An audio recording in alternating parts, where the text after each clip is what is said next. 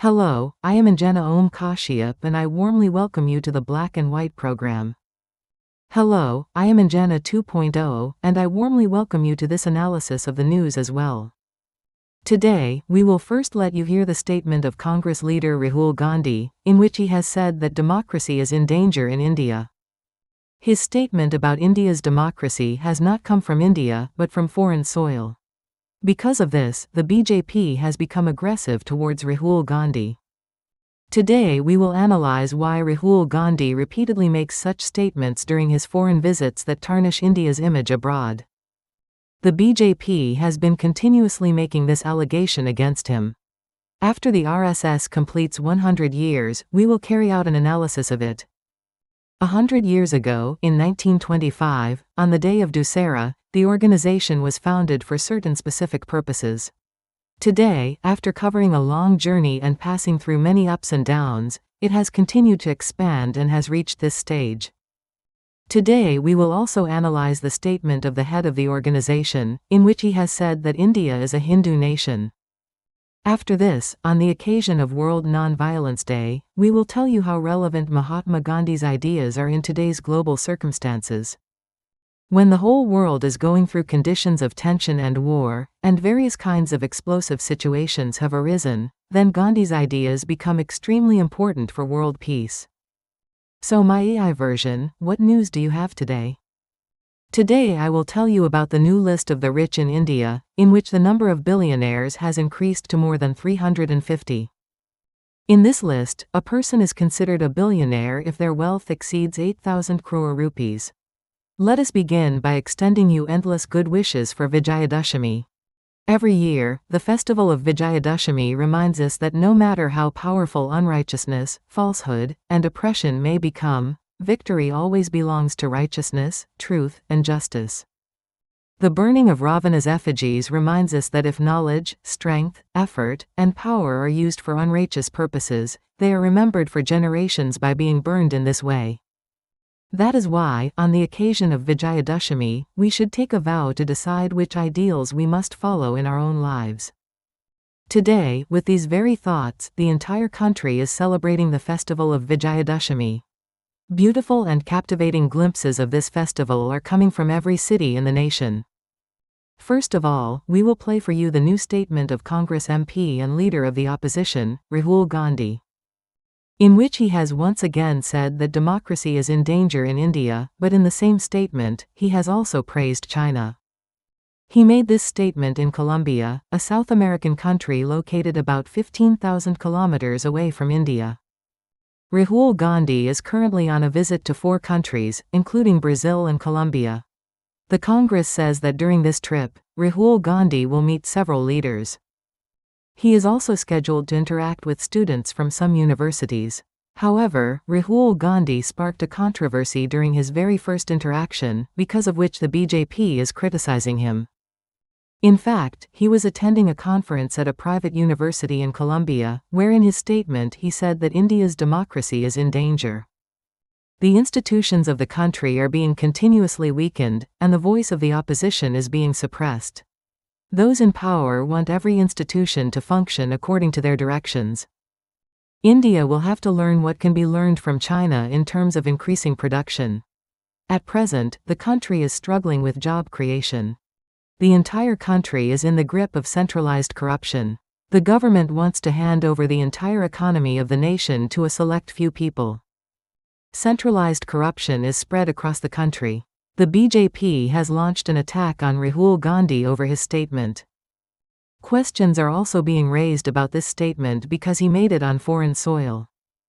It has been observed that whenever Rahul Gandhi is on a foreign trip, some kind of controversy arises from his statements. If we look at the last few foreign trips, almost every time a new controversy started with Rahul Gandhi. In April this year, Rahul Gandhi questioned the Maharashtra Assembly elections in Boston, USA, saying that the Election Commission of India has compromised. He had said that more votes were cast there than the number of voters. In March 2023, Rahul Gandhi had made a similar statement in London and said that India's democratic framework is under constant attack. While discussing whether there is a right to wear a turban or a kara in India, he included all religions in the discussion. In indirect terms, he had questioned the freedom to practice his religion in India.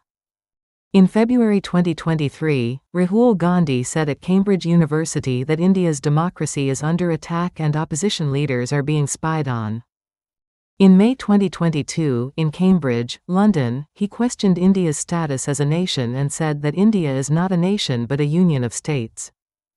In August 2018, Rahul Gandhi said in Britain that in India, Dalits, farmers, tribals, and minorities are beaten for raising their voices. Earlier, in March 2018, he had said in Singapore that there is an atmosphere of fear in the country and the freedom of diversity is in danger. Earlier, in September 2017 at the University of California, he had said that people were being beaten to death for being Dalit and Muslim, and that divisive politics was taking place in the country. There is a very long list of such statements by Rahul Gandhi made abroad. But the important thing is that despite such statements by him, this very democracy has kept his party out of power for the third time in a row. And this very democracy elected him and sent him to Parliament, where he is now serving as the leader of the opposition. Rahul Gandhi makes baseless and shameless statements against India, and when he goes abroad, he says that there is no freedom of speech in India. There is full democracy in the country, and people are free. But Rahul Gandhi's problem is that when he doesn't get votes, he still wants to attain power. And if you go abroad and insult India, the people will not even let you win the seat that was once considered safe. You should know, it has become their habit to go abroad and discredit the country's constitutional institutions. The citizens of the country do not like this at all, yet it remains their continuous habit, which we strongly condemn. If some quarrelsome person thinks that the people of India do not know what is good for them and that they do not use their understanding while voting, then this is extremely wrong. By saying such things, he implies that someone else should come here to save democracy. With such remarks and attitude, he always embarrasses the country, and the country too feels ashamed of such behavior. Yaha prakartika upakaram ki pustaka ka mera amanadara samiksa hai. Jees eka mahine taka upayoga karan ke bada main lika hai. Rakta sarkara niyantrana para isa perstha ko dekem. Now it has become a kind of pattern. Whenever Rahul Gandhi goes on a foreign visit, he never forgets to make a statement about the state of democracy in India. He says that democracy is in danger in India. After that, the BJP turns it into the biggest political issue. In such a situation, the question also arises, how will this danger finally be averted? Is this danger being mentioned only because their party has been losing elections repeatedly? And will this threat looming over democracy end if the Congress comes to power? Today, the Indian democracy that Rahul Gandhi is criticizing and calling endangered is the same democracy in which he is seated as the leader of the opposition. And the government he is criticizing has been chosen by the people of this country not just once through a democratic process, but for the third time in a row. Is all the focus today being placed on the idea that democracy itself is in danger in India because the Bharatiya Janata Party or the NDA could not be removed from power through electoral or political means?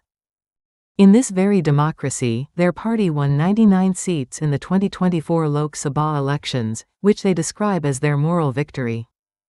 But they have kept saying every time that India's democracy is in danger. Whereas the truth is that at this time, India's democracy has emerged as the strongest democracy not only in Asia but in the entire world. If we talk only about India's neighboring countries, conditions like a civil war are emerging in Pakistan, where it is not clear whether the government is being run by Shahbaz Sharif or by Army Chief Munir. In countries like Bangladesh, Sri Lanka, and Nepal, the democratic framework has fallen prey to chaos.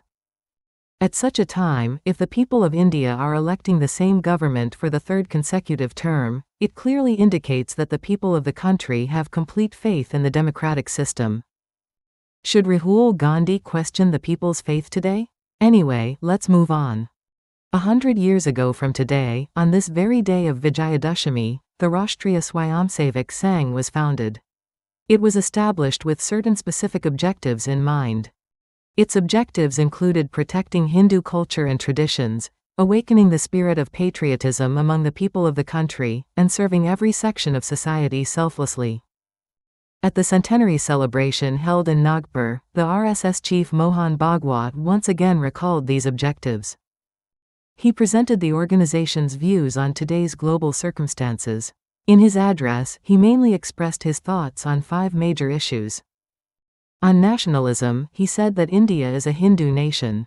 Those who have objections to the word Hindu may also call it Hindavi or Bharati, because all these words convey the same meaning. On anarchy, he said that at present many countries in the world are experiencing instability and disorder, which external powers take advantage of. But praising the Indian young generation, he said that they have a deep sense of patriotism and a profound respect for Indian culture. Speaking about Jainji, he cited the examples of Nepal, Bangladesh, and Sri Lanka, saying that violence is not the right path to bring about change, because the changes achieved through violence are not lasting. In accordance with the objective of the Sang, Mohan Bhagwat said about the American tariffs that their negative impact is being felt by everyone.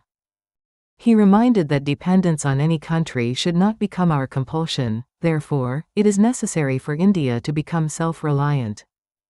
Referring to the Pahalgam attack, he reminded that in this attack, the terrorists had asked people their religion and killed 26 innocent individuals.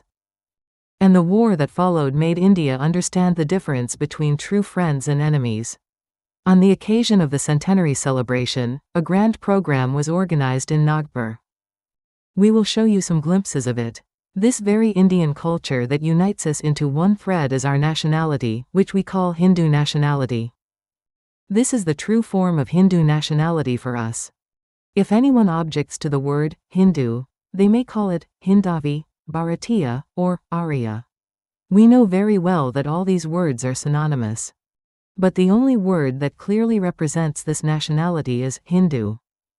The new tariff policy adopted by America is undoubtedly in its own interests, but its impact is being felt by all countries. Therefore, it is not necessary that we become completely dependent on this entire scenario or the prevailing system. And therefore, while accepting this interdependence on the unity of world life, if we wish to move forward without making it our compulsion, there is no alternative or substitute for self-reliance and self-sufficiency. A tragic incident also occurred in Pahalgam, where terrorists who came from across the border attacked and brutally killed 26 Indian citizens after identifying them by their religion. This horrific act caused deep grief and intense outrage throughout the country. Thereafter, the government and our army responded firmly and effectively with full preparation. We must become more alert and capable regarding our security. We need to remain constantly vigilant about our safety and strengthen our capabilities further. We must remain highly alert about our security and make ourselves more capable and strong. It is well known that Dr. Keshav Baliram Hedgewar founded the organization in Nagpur on the occasion of Dussehra in the year 1925. But very few people know how the idea of establishing a strong organization like the Sang arose in Dr. Hedgewar's mind. Dr. Hedgewar was born on April 1, 1889, in what is now Telangana. His father was a priest, and the family's financial condition was not particularly strong.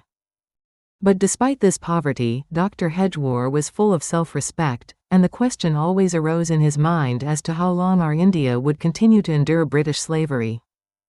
But at just 8 years of age, Dr. Hedgewar refused to accept the sweets and eagerly asked how the British had become our rulers. Several books mention that while Dr. Hedgewar was studying in high school, he raised the slogan, Vande Mataram, before British officers and clearly refused to apologize for it. Dr. Hedgewar actively participated in school movements. However, Dr. Hedgewar's disenchantment with the Congress began when, under the leadership of Mahatma Gandhi, the Congress supported the Muslims of India during the Khilafat movement. He had made it clear from his side that he believed the disillusionment began when it seemed that the movement was giving greater importance to one religion. Dr. Hedgewar argued that when Muslims were joining the Khilafat movement by giving priority to Islam over the country, it was a great mistake for Mahatma Gandhi and the Congress Party to support it. This was Dr. Hedgewar's opinion. Dr. Hedgewar then took part in Gandhiji's non-cooperation movement, but over time, differences in their views began to grow. At that time, there was a provision for dual membership in the Congress, under which any leader could remain a member of the Congress while also being a member of another organization. Due to this provision, many leaders such as Pandit Madan Mohan Malviya, Lala Lajpat Rai, Dr. Mukund Krishna, and Shivaram Munji were members of both the Congress and the Hindu Mahasabha. That is, all those leaders associated with these two organizations were actually the ones who said to Gandhi ji that he was making mistakes on issues related to Muslims. This was their allegation, which they continually talked about. Dr. Hedgewar also held the same belief. It is also said that when differences grew between Gandhi ji and Dr. Hedgewar, riots broke out in Nagpur in 1923, and these very riots further strengthened the idea of establishing the Sangh. The cause of these riots was, to some extent, similar to what is still seen in many communal incidents today. At that time, the Hindu community wanted to take out a religious procession, but since a mosque fell on the route of this procession, the British authorities refused to grant permission to the Hindu side. After this, the Hindus united, and it was then that Dr. Hedgewar realized that just as the other side is organized, Hindus too must be united in the same way. And the Congress was also supporting them, but the Hindu community was not united, it was divided into many sections and castes. Inspired by this idea, Dr. Hedgewar chose a separate path for the interests of Hindus, and he started the organization from a small room in his own house.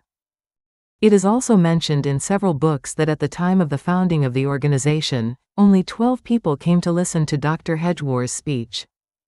There were only 12 people, and none of them had imagined that the organization, which began with 12 individuals, would one day spread throughout India. In addition, in the year 1923, a book by Vinayak Damodar Savarkar was published, titled Essentials of Hindutva. And it is said that this book by Veer Savarkar also inspired Dr. Hedgewar to establish the Sangh. In the year 1925, on the occasion of Dussehra, the foundation of the RSS was laid, and after that, the influence of the Sangh gradually began to grow in regions such as Nashik, Pune, Amravati, and Yavatmal in Maharashtra. And within just a few years, this organization spread to central India. The first branch of the organization was established on May 28, 1926, and during this time, special ceremonies were also organized for intellectual education and Hindu unity. Today, the branches of the organization operating across the country follow the same process. In the beginning, no political leader paid any attention to the organization. In the beginning, if you look, there were many leaders who were denying the organization and its existence. No one paid attention to this, but Dr. Hedgewar always believed that through this organization he would unite and organize the Hindus, and he would succeed in this. In the year 1930, when the expansion of the RSS began outside Maharashtra, Dr. Hedgewar went to Banaras Hindu University, BHU, for this purpose. There he met Pandit Madan Mohan Malviya, and with his permission, the RSS was granted approval for the first time to establish its office on the BHU campus. It was at this time that Dr. Hedgewar met Golwalkar, whom the students of BHU affectionately called Guruji. In the year 1940, when Dr. Hedgewar passed away, Golwalkar fully took over the responsibilities of the organization. It is said that before his death, Dr. Hedgewar handed a slip of paper to Golwalkar on which it was written that from then on, the responsibility of the organization would rest on his shoulders. Under Dr. Hedgewar's leadership, the organization gained ideological strength, while under Golwalkar's leadership, the Sangh expanded to Delhi, Kolkata, Chennai, and Lahore. However, several controversies have arisen regarding the Sangh, the biggest of which was that the Sangh did not support the Congress's Quit India movement, for which it continues to be criticized to this day. One view of historians is that by not participating in the Quit India movement, the Sangh indirectly supported the British, while the Sangh strongly refutes these allegations. The Sangh argues that at that time it wanted to maintain distance from political power in order to keep the organization safe from government restrictions and interventions. The Sangh also believed that true patriotism does not lie merely in getting arrested, but in living a life of continuous dedication to the nation. For this reason, instead of taking part in the Congress and Gandhiji's movement, the Sangh focused its attention on the development of the organization, the establishment of branches, and its promotion and expansion.